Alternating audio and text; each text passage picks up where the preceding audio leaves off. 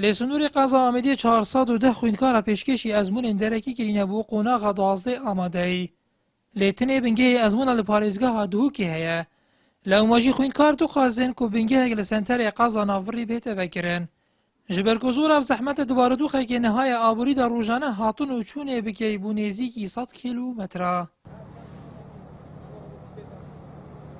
ام داخواست جی بر پرسیار کن که اگر هر چا بیشین که اف امتحان درکی با همین خویندکارا کل پارێزگای دیره اگر بنگه که از مونال ناحیه جی نتفکرن حس کن کل سناسر قضای بنگه که از مونا بتفکرن.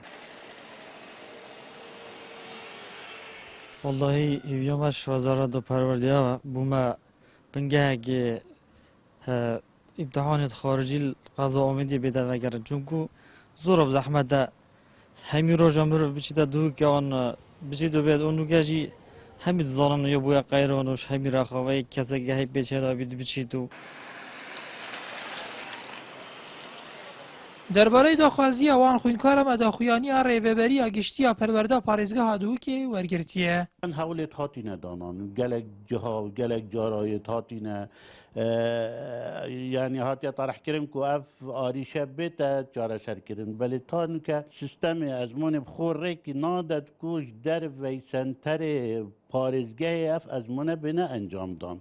Heke em jî zanîn bargiraniya ser qutabî nefsî wextî bargiraniya ser perwerda giştî jî çiku bigave ev sala hududê 5000 qutabî minêteng yê ku dêt ezmonê pêşekî yê derekî gen.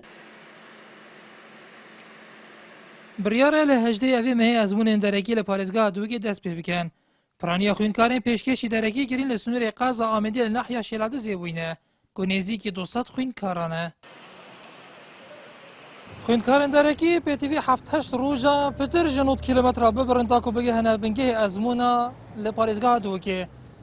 Lewma jî xwînkarên derekî li Snûrê Qaza Amedê dixwazin ku bingehê ezmûna li Qaza Amedê bêtevekirin da ku bişên bi asanî hatin û çûnê bikin.